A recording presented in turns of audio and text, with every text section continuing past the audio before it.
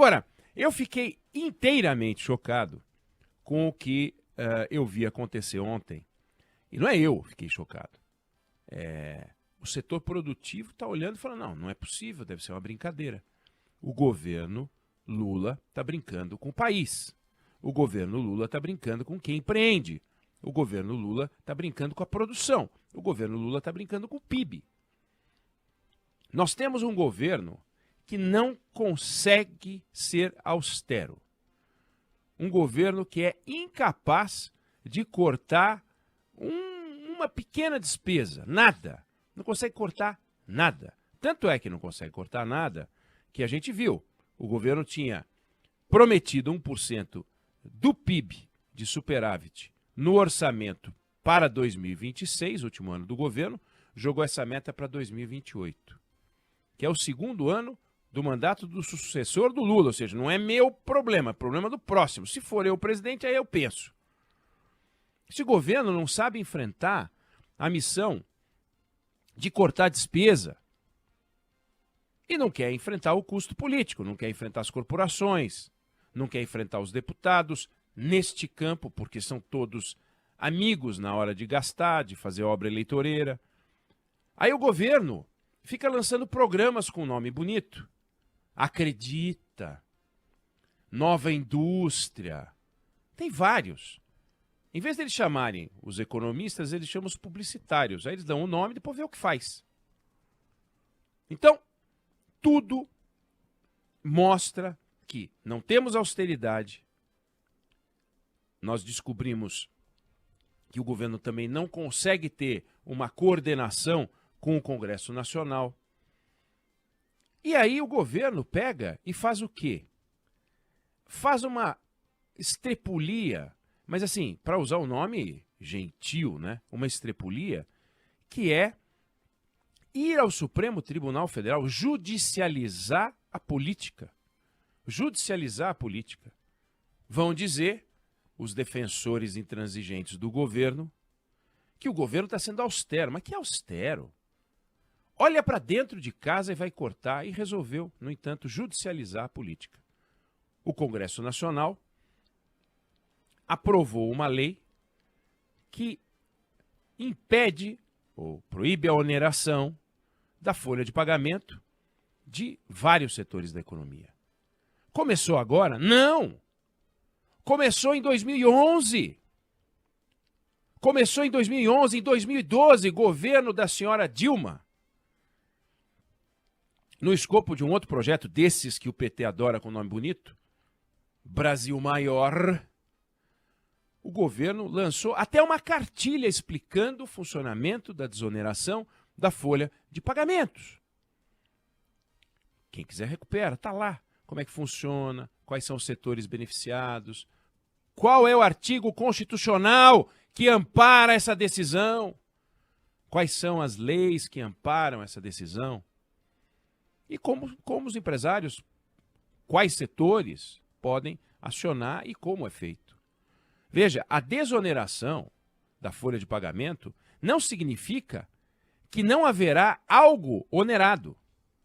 É uma substituição da oneração da folha de pagamento, de um aumento de custos da folha de pagamentos, para uma taxação sobre a receita da empresa, o faturamento da empresa. Toda empresa quer faturar mais. Faturando mais, paga mais imposto e com gosto. Agora, a hora que você distorce a economia e diz, não empregue empresário. Se você empregar, eu vou taxar você. Empregue menos. Contrate menos. Tenha menos trabalhadores. Partido dos Trabalhadores, propondo ao meio empresarial que quer contratar, que não contrate. Esse é o Partido dos Trabalhadores. Esse é o governo do Partido dos Trabalhadores.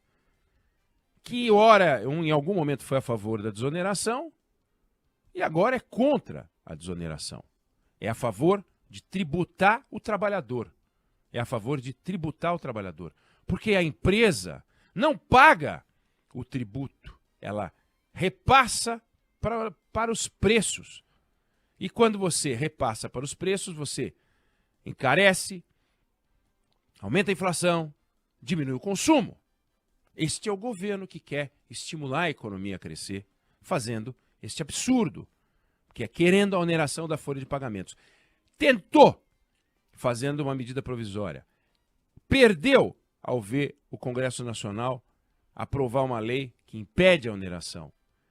No minuto seguinte, envia uma medida provisória desfazendo o que o Congresso fez. Um tapa na cara dos deputados, um tapa na cara dos senadores, um tapa na cara da sociedade. Foi derrotado.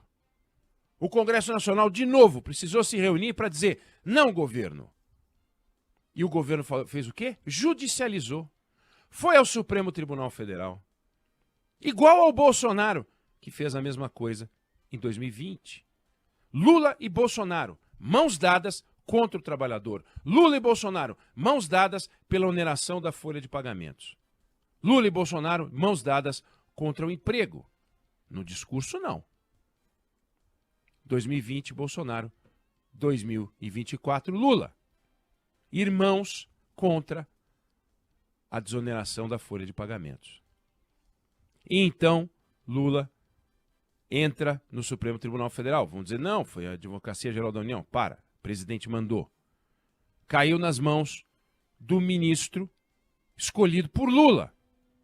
Sabe-se lá por que motivos, sabe-se lá se por gratidão, sabe-se lá se por convicção, mas diferente do que fez o relator da vez anterior, porque o relator da vez anterior era o Ricardo Lewandowski, que agora no governo do PT deve ter ficado quietinho, porque quando ele era ministro do Supremo, ele foi o relator e votou contra a reoneração, a favor da manutenção da desoneração. E era guardião da Constituição, como Cristiano Zanin é guardião da Constituição, e Cristiano Zanin, ao contrário, suspendeu os efeitos da desoneração e mandou imediatamente para o plenário, para que resolva esse pleito do governo, essa ação direta de inconstitucionalidade. O mesmo que aconteceu da outra vez, mas o Supremo não chegou ao final a uma decisão final. Veja, governo federal que não corta nada nas suas despesas, que não olha para suas entranhas, governo federal que não quer saber de nada a não ser arrecadar e tributar até o ar que você respira. Até o ar que você respira. E se você tiver que respirar um pouco menos, para o governo, está tudo bem, desde que o dinheiro caia no caixa. Então aqui a gente aguarda, lamenta a decisão do governo, uma decisão que depois de agredir o Congresso, agride de novo, e agora a sociedade como um todo indo e judicializando, governo que cobra, Fernando Haddad falava em pacto com o Congresso Nacional, um pacto com facada pelas costas. E o pacto com a sociedade? E o compromisso com a sociedade? E o compromisso com o emprego? Então a gente fica no aguardo, fica observando o que o Supremo Tribunal vai fazer, torcendo para que o Supremo entenda como é o bom senso, que essa lei, que vem sendo adotada no Brasil desde 2011, foi renovada e renovada, com mudanças, foram 28 setores, hoje são 17, mas foi indo. O próprio Bolsonaro, que recorreu ao Supremo em 2020, depois renovou em 2022 a lei que valia só até 2023 e que foi renovada pelo Congresso até 2027. Isso é uma coisa que tem que ser resolvida de uma vez por todas.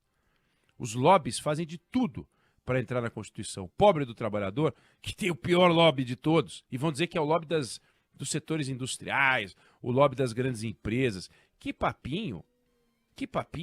Tem que ser muito infantil para achar que a empresa paga o tributo e não repassa para o preço, como eu falei. Vamos acompanhar o que o Supremo Tribunal vai fazer. Você vai ter todas as notícias sobre esse caso aqui na Band News FM. Eu não sei se você concorda ou discorda, mas essa é a opinião que eu tenho sobre o assunto.